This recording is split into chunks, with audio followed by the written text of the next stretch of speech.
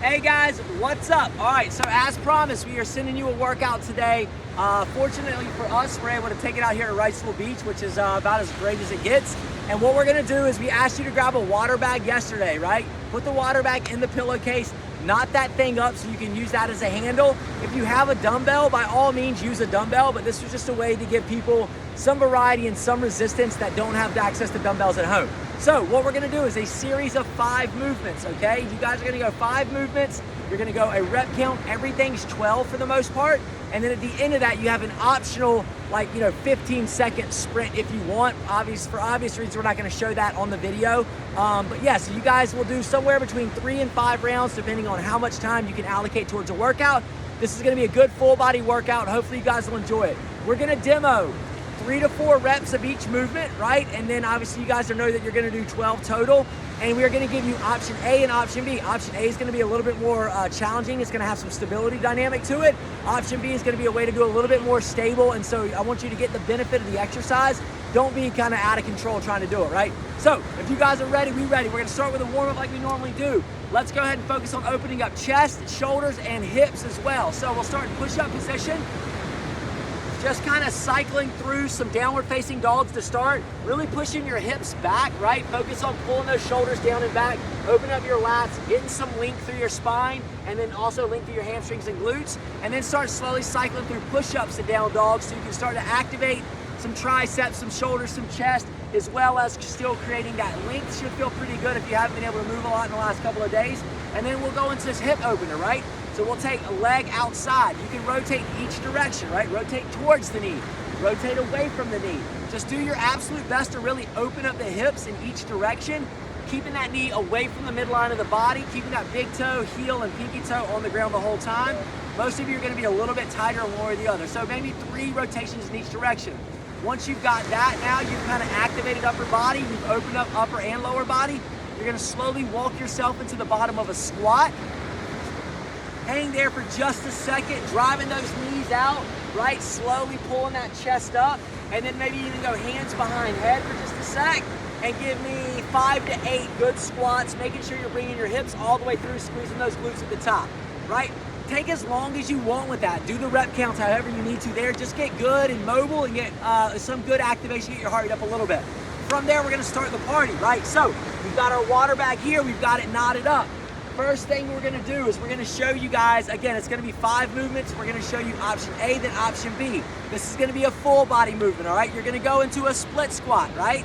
From your split squat, option A, as you come out of that split squat, you're gonna curl. Yep, and then drive overhead. Give me 1 more rep. So that's option A. Good, you're gonna curl. And at the top of that press, right, pause just a second, you wanna make sure that bicep's in line with the ear. Then option B, if you wanna add a little bit of sauce to it, you can go into a stability lunge. So you come up, bring that knee up, curl to press, right? So it's gonna feel a lot more challenging. You're gonna feel a lot more unstable. So drive up, curl, and press. She's demoed 7,000 of those. So that's gonna be 6 by 6. You'll do 6 of those on each side, okay? That's movement number 1, 6 by 6. Movement number 2, we're just gonna do some push-ups. We're gonna add a little bit of lateral travel in there, right? So you'll focus on getting all the way to the ground, right? And then driving up, nice full range of motion. If you have a hard time doing a clean push-up, down slow, nice shoulders are pulled in, then just take a step, right? And you can do 2 to 3 in each direction. Basically, you wanna do 12 total, right? And then going down. Obviously, if you have a hard time doing good-looking push-ups, you can always just break down and focus on the mechanics of the shoulder. What's up, Steph? Focus on the shoulder. We're shooting a video over here for exercise. Let's go, Steph. Good to see you, mate. That's why we love Wrightsville Beach, right? And so from there, just focus on the push-up, right? If you can add that versatility in there, by all means do it. If you're still struggling to build that frontal anterior strength, by all means keep it simple, right?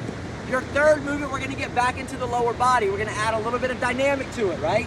So ideally, you're gonna load down this squat pattern, and option A would be triple extension, right? So you wanna find a good squat pattern and come all the way up to the toe, right? So you go up to the toe, and drive up and then sink back down for 12 reps.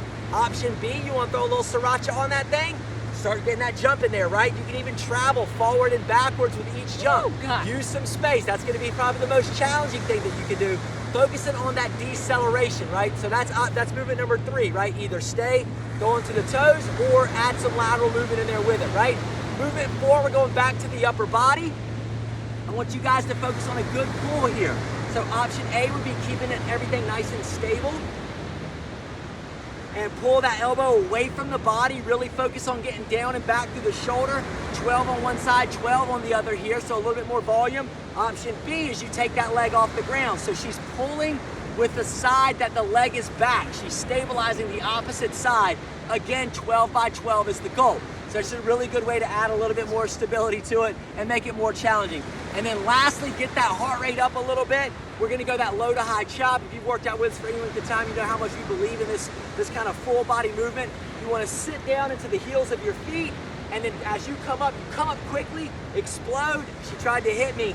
We got witnesses. Come up, explode, sit down, and drive up on this one, 6 by 6. Keep going, keep going, keep going, keep going, keep going, keep going. And then lastly, actually, let's add a 6th one in here because she's a little saucy. We're gonna go into a Russian twist, right? So you can go ahead and sit it down, use the bag as a way to pull those shoulders down and back, and go 12 by 12 here as well. So guys, the options are, at this point, you can either go option A or option B. Option A is gonna be a little bit easier. Option B is gonna be a little bit more stability and a little bit more challenging. First movement is that split squat curl to press. Second movement, a push-up, throw some variation in there.